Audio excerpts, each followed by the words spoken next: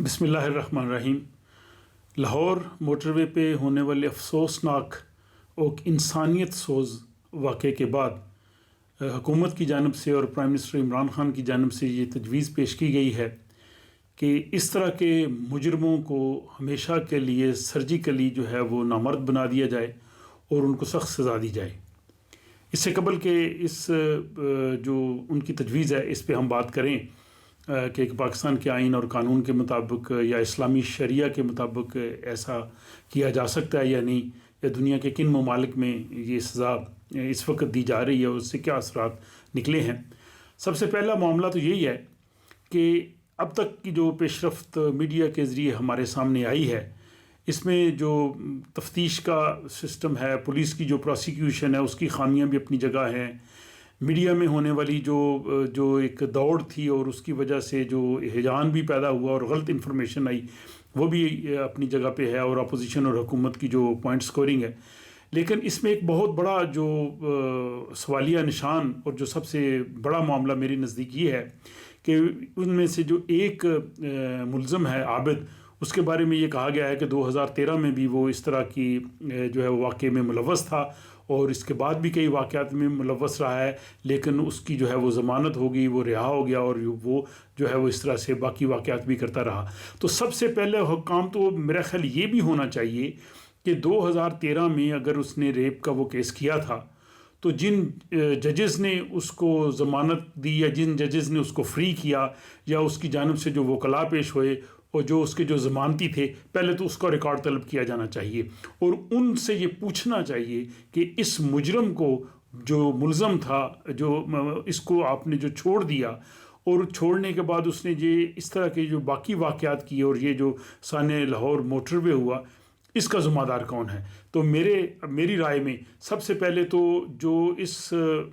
मुजरम को छोड़ते रहे हैं, खा वो जजेस हैं, खा वो वकला हैं, खा वो उनके ज़मानती हैं या बाकी हैं, उनको इंसाफ के कटारे में खड़ा करके उनको सख्त सज़ा दी जानी चाहिए। जब तक वहाँ पे अकाउंटेबिलिटी का, एहतसाब का इस तरह का निज़ाम नहीं आएगा, इस तरह के वाक़यात होते रहेंगे, माजी में भी होते रहे, आइंदा भी होते रहेंगे। जहाँ तक ये प्राइम मिनिस्टर इमरान खान की ये तजवीज़ है कि इस तरह के जो वाक़यात में मुलव्वस लोग हों उनको केमिकली या सर्जिकली जो है वो कॉस्ट्रेशन करके नामर्द बना दिया जाए ताकि वो इस तरह के वाक़यात ही ना करें और वो निशान इबरत बन जाएँ। ये मैं समझता हूँ ये बहुत अच्छी तजवीज़ है, बल्कि इससे भी अगर सख्त सज़ा कोई दी जा सकती हो तो दी जानी चाहिए। ये जो इस वक्त जो मेल कॉस्ट्रेशन की सज़ा जो रेप के केसेस में इस वक्त चेक रिपब्लिक में दी जाती है, यूक्रेन में दी जाती है, इंडोनेशिया में है और बल्कि साउथ कोरिया में भी इस तरह की सज़ा दी गई है, और चेक रिपब्लिक में जो है वो केसेस काफ़ी कम हुए इनकी वजह से। हालांकि वो यूरोपीय यूनियन का मुल्क है और यूरोपीय यूनियन का जो कानून है वो उसके लिए प्रॉब्लम पेश नहीं करता। जहाँ तक हम इस्लामी शरिया देखें तो सूरा अहज़ाब की जो आयत 59 से 62 है, उसमें बताया गया है कि वो लोग जो शरीफ ज़ादियों के साथ जो है वो छेड़खानी करें, उनको तंग करें और उनको जो है वो बाज ना है अपनी हरकतों से, तो उनके लिए तो कुरान कहता है आप सज़ाए मौत तक दे सकते हैं, उनको आप सिटीज़नशिप से खारिज कर सकते हैं। तो इस लिहाज से इसी आयत की रोशनी में जब मुल्क के हालात इस किस्म के हों और वाक़यात ना रुकें तो वहाँ सख्त तरीन सज़ाएँ दी जानी चाहिए। लेकिन दूसरा पहलू ये भी है कि हमें अपने मुआशरे की तरबियत करनी है। इस तरह के वाक़यात होते क्यों हैं, जैसे पहले भी एक वीडियो में मैंने कहा था कि जब तक हम बचपन से अपने लड़कों की तरबियत करें, उनको औरत की इज़्ज़त करना सिखाएं, और जो कुरान हकीम ने जो पर्दा के अहकाम सूरा नूर और सूरा अज़ाब में दिए हैं, जिसमें इब्तदा में ही कहा गया है, मर्दों से ये कहा गया है कि यग़ुज़्ज़ू मिन अब्सारिहिम, कि अपनी नज़रों में शर्म व हया पैदा करो, अपनी नज़रों को बेबाक ना होने दो, अपने ख़यालात में पाकीज़गी करो। जब तक ये चीज़ें नहीं होंगी ये वाक़यात होते रहेंगे, कुछ कानून की गिरफ्त में आएंगे, कुछ गिरफ्त में नहीं आएंगे। तो इस सिलसिले में हर लेवल पे जो है वो काम होना चाहिए, क्योंकि ये मल्टी फैक्टोरियल है, ये इसके जो हैं वो मुख्तलिफ